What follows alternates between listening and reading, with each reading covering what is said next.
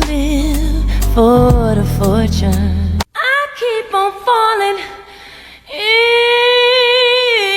She's just a girl and she's on fire. Don't know about y'all, but I know about us. Moment of honesty. Oh, baby, baby, baby, you could buy me diamonds. Hey, baby, how you doing tonight? And a real man just can't deny. So every time you hold me, how come you don't call me? I think I'm jealous of your girlfriend, 'cause he ain't no different from you. And just think of me as the pages in your diary.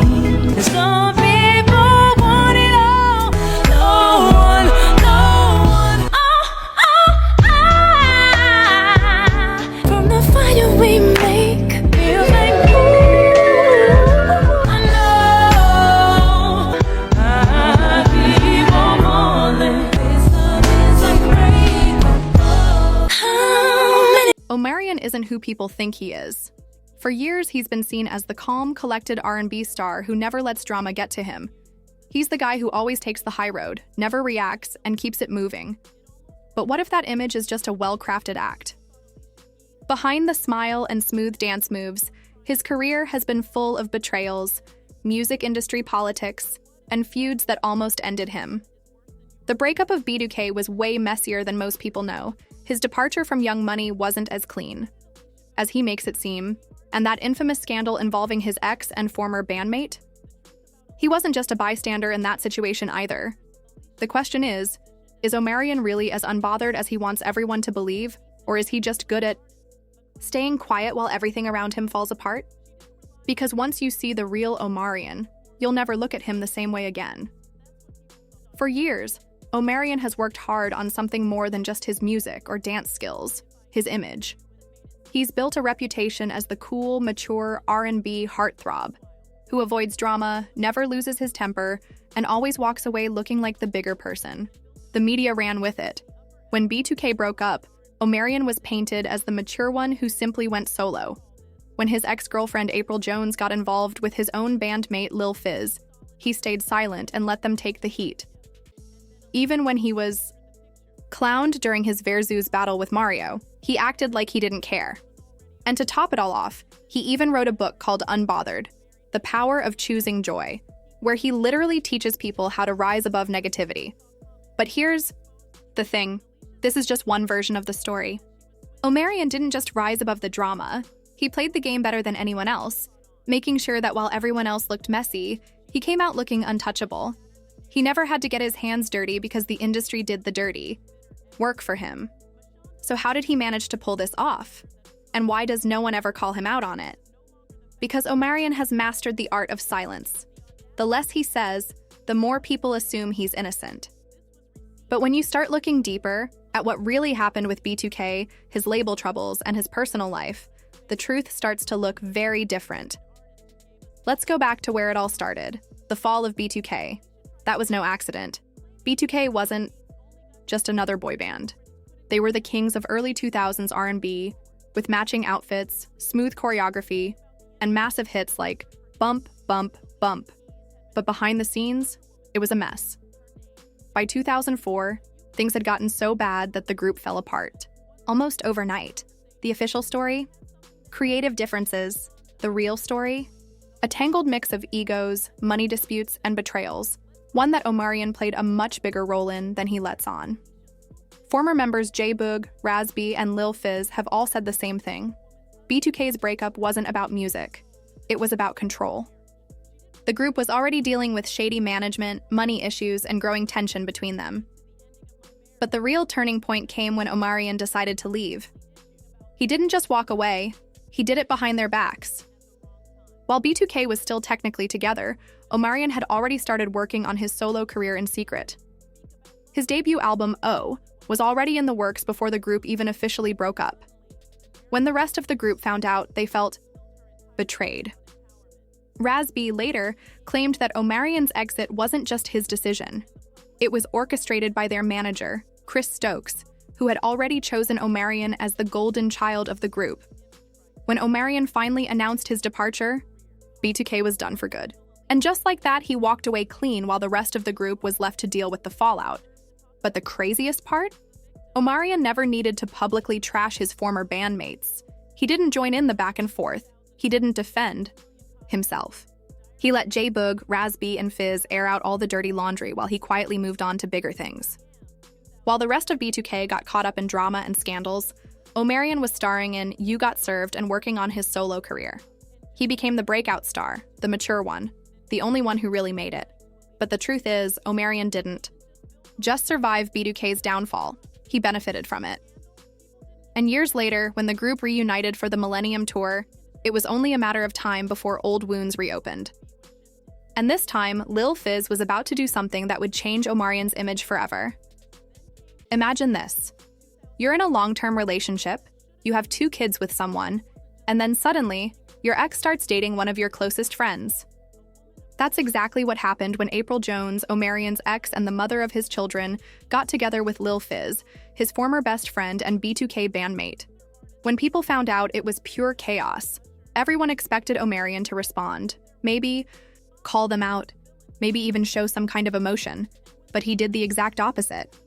He acted like he didn't care at all. His response? A single calm statement in an interview. I don't feel no ways about it. That was it. No anger, no shade, just a shrug and a smile. The internet went wild. People praised him for being the most unbothered person ever. Memes flooded social media, and the phrase Omarion energy started trending, meaning handling betrayal with class. But was his response really about maturity? Or was it a strategic move to destroy Lil Fizz without even saying a word? Because here's what happened next. Lil Fizz and April faced non-stop backlash. Fans dragged them for being disrespectful. B2K's internal problems got worse. And then, just when the drama was at its peak, Omarion made his move.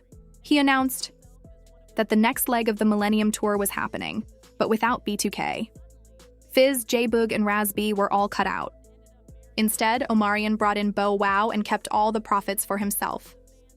Fizz later tried to apologize publicly, but by then it didn't matter. Omarion had already won. He didn't need to argue. He didn't need to get revenge. He just sat back and let Fizz ruin his own reputation. So the real question is, was Omarion ever truly unbothered? Or was he just playing a long game, letting his enemies destroy themselves before pulling the ultimate power move? One thing is clear. Omarion doesn't fight his battles. He makes sure the people who betray him take themselves down. By the late 2000s, Omarion was at a crossroads. B2K was long gone, and while he had some solo success, he wasn't dominating the charts. Then, in 2009, he made a move that seemed like it could change everything. He signed with Lil Wayne's Young Money. At the time, Young Money was the hottest label in hip-hop. Lil Wayne was at his peak, Drake and Nicki Minaj were about to take over, and the roster was full of rising stars. On paper, this was the perfect opportunity. But things didn't go the way Omarion expected. Young Money didn't need an R&B singer when they signed Omarion. Drake was already blending hip-hop and R&B flawlessly, and the label had Lloyd, who delivered hits like Bedrock. Omarion lacked industry buzz and wasn't a rapper, making him a short-term addition rather than a long-term investment. When Young Money realized they didn't need an R&B artist, Omarion was out. His exit was messy. Lil Wayne's affiliate, Mac Main, publicly stated that Omarion was dropped, not that he left. Rumors swirled that he leaked music without permission, leading to his removal. Without Young Money backing, his career took a hit, making him look replaceable. While he acted unbothered, it was a major setback. But the Young Money flop was just the beginning. His next public embarrassment would be even worse. For years, Omarion built his brand on being the smooth, unshakable R&B star. That image collapsed in June 2022 when he faced Mario in a versus battle. Fans expected a legendary showdown, but Omarion got humiliated. His vocals were off, his stage presence couldn't save him, and Mario outperformed him with ease. Instead of focusing on his singing, Omarion resorted to gimmicks, like eating watermelon seductively on stage. It backfired and the internet roasted him. Memes flooded Twitter, and his reputation took a massive hit. This wasn't just a bad night, it exposed a bigger issue. Unlike powerhouse vocalists of his era, Omarion had never been known for his raw singing ability. His hits, like Icebox, relied on strong production rather than vocal strength. The Versus battle proved he had overestimated himself for years. After the battle, Omarion tried to spin the narrative, claiming sound engineers sabotaged him. Some even compared him to Ashanti, saying his studio music was great, but his live vocals fell short. Meanwhile, Mario's stock rose as he reminded people of his true talent. Adding to the embarrassment, Omarion's own brother, Orion, mocked him online, proving even his family couldn't defend his performance. But Omarion's worst controversy wasn't his career missteps. It was his handling of the allegations surrounding B2K. Former bandmate Raz B accused the group's former manager Chris Stokes of abuse. Instead of supporting Raz B, Omarion stayed silent, refusing to acknowledge the claims. As B2K's frontman, he had the power to stand up, but he chose to distance himself. When B2K reunited for the 2019 Millennium Tour, tensions resurfaced. Raz B struggled, missing rehearsals and even saying he didn't feel safe. Omarion.